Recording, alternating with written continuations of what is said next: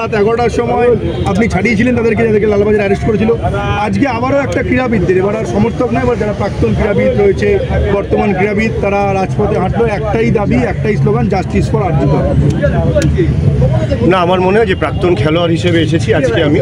আর ময়দানে অসংখ্য খেলোয়াড় যারা কেবলমাত্র 3 প্রধানেই খেলেছেন তা নয়, তার বাইরেও খেলেছেন এমন খেলোয়াড়রা, শুধুমাত্র ফুটবল খেলেছেন এমন নয়, অন্যান্য খেলার সাথেও যুক্ত, আর্চারি, অ্যাথলেটিক, সুইমিং, বিভিন্ন খেলার প্রাক্তন খেলোয়াড়রা আজকে উপস্থিত হয়েছে। আমার মনে হয় কেবলমাত্র কলকাতা নয়, পশ্চিমবাংলা নয়, ভারত নয়, সারা পৃথিবীতে যেভাবে এই জুনিয়র ডাক্তারের ধর্ষণ এবং খুনের বিষয়টা উঠেছে, সেখানে প্রত্যেক শুভবুদ্ধি সম্পন্ন মানুষ তাদের নিন্দা, তাদের চিন্তা এবং তাদের দাবি যে ফর জাস্টিস, যেটা ন্যায়ের জন্য, সবাই তুলে ধরেছে। এই পরিস্থিতিতে আমিও একজন প্রাক্তন খেলোয়াড় হিসেবে এই ময়দানে অনেক বছর ফুটবল খেলেছি, 1.5 দশকের বেশি ফুটবল খেলেছি। তো এরকম একটা সময়ে আমি যখন প্রাক্তন খেলোয়াড়রা ডাক দিয়েছে, সেখানে এসে উপস্থিত হয়েছে এবং আমিও চাইছি যে এরকম ঘৃণ্য ঘটনা যেন পশ্চিমবাংলায় আর কখনো না হয়। আর খেলোয়াড়রা যদি খেলার মাধ্যমে তাদের যে পরিচিতি আছে, সেই পরিচিতি যদি সমাজের কোনো উন্নতি হয়, কোনো সচেতনতা বাড়ে, প্রাক্তন খেলোয়াড়দের সাথে আমিও একজন খেলোয়াড় হিসেবে চেষ্টা করি। বললাম না, তুমি যেহেতু অল ইন্ডিয়া ফুটবল প্রেসিডেন্ট, এই যে ডুরান্ডটা চলে যাওয়া বা সমর্থক, এটাকে হিসেবে তুমি কি কোনো চিঠি দেবে বা তুমি কি তোমার দপ্তর কি কিছু করবে, মানে লিগালি বা অফিসিয়ালি? দেখুন, আপনারা জানেন যে কারণে পুলিশ 18 তারিখের ম্যাচ বাতিল করেছিল, সেটা সমগ্র ফুটবল বিশ্বে নিন্দা হয়েছে। প্রথমেতে ম্যাচ বাতিল করা নিজস্ব কারণ দেখিয়ে, তারপর যে সমর্থকরা ওখানে উপস্থিত হয়েছিল তাদের উপর হামলা করা, লাঠিচার্জ করা। এই ঘটনার তীব্র নিন্দা করেছি আমি, বাকিরাও করেছে। রাত 12টা পর্যন্ত কয়েকজন মোহনবাগান এবং ইস্টবেঙ্গলের খেলোয়াড় লালবাজারের লকআপে ছিল, তাদেরকে ছাড়ানো বা সেই দিন দুপুরবেলা এক প্রিজন ভ্যান ছিল, তাদেরকে বার করা।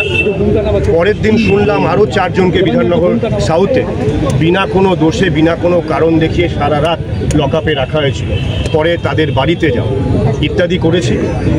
এখানে আজকে আমরা চিঠি দিয়েছি অল ইন্ডিয়া ফুটবল ফেডারেশনের পক্ষ থেকে মাননীয় মুখ্যমন্ত্রীকে, যে কারণে 18 তারিখে ম্যাচ বাতিল হয়েছিল পুলিশের ইন্টেলিজেন্সের রিপোর্টের অনুসারে। আমি অনুরোধ করেছি, যেহেতু ডুরান্ড বিশ্বের 4র্থ সবথেকে পুরনো টুর্নামেন্ট, 1888 সাল থেকে এই টুর্নামেন্ট শুরু হয়েছে। বিশ্ব ফুটবলে একটা ঐতিহ্য আছে, সম্মান আছে ডুরান্ড কাপে। সেই সাথে ইস্টবেঙ্গল এবং মোহনবাগান দুটো শতাব্দী প্রাচীন ক্লাব, একটা 1920-তে, একটা 1889-তে প্রতিষ্ঠিত হয়েছে। এই জায়গায় যেন সংশ্লিষ্ট মুখ্যমন্ত্রীর দপ্তর, সংশ্লিষ্ট পুলিশ মন্ত্রীর দপ্তর, home secretary, chief secretary, Durand committee, তারা প্রত্যেকে যেন উদ্যোগ নেয় এবং অল ইন্ডিয়া ফুটবল ফেডারেশনের পক্ষ থেকে যদি কোনো সহযোগিতার দরকার হয় সেটা করে আমরা ডুরান্ড কাপের বাকি ম্যাচগুলো কলকাতায় ফিরিয়ে আনা হোক, এই বিষয়ে আমি চিঠি দিয়েছি। আপনি চিঠি কখন দিয়েছেন? আজকে দিয়েছেন? চিঠি আমি আজকে দিয়েছি। আপনি যে আগের দিন মোহনবাগান সমর্থকদের জন্য আপনি লালবাজারে গিয়েছিলেন, আপনি পথে নেমেছিলেন, এটা কি 3 প্রধানের প্রতিনিধি হয়ে নেমেছিলেন? কারণ কালকে সাংবাদিক সম্মেলনে 3 প্রধানের প্রতিনিধিরা বলেছেন যে আমাদের তরফ থেকে তো যেটা প্যারেন্ট বডি তার প্রতিনিধি আমাদের তরফ থেকে, ক্লাবের তরফ থেকে যে প্যারেন্ট বডি, ফুটবলের যে প্যারেন্ট বডি, সেখান থেকে তো প্যারেন্ট বডি প্রধান কল্যাণ চৌধুরী ছিলেন। তাদের যখন জানতে চাওয়া হয়েছিল যে আপনাদের দেখা যায়নি কেন, তখন বলেছিলেন যে আমাদের ফুটবলের প্রতিনিধি তো ওখানে ছিলেন, উনি প্যারেন্ট বডির প্রধান, উনি থাকা মানেই তো আমরা থাকা। না, ঠিক আছে, ফুটবলে সকলে আমরা একসাথে ফুটবলের মাঠে এবং মাঠের বাইরে একসাথে কাজ করব ফুটবলের উন্নতিতে।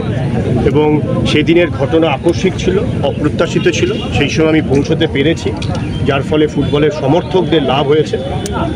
আশা করব যে ভবিষ্যতে এই ধরনের ঘটনা আর না ঘটে, কখনোই না ঘটে এরকম ঘটনা, তার জন্য আমাদের সকলকে প্রচেষ্টা করব।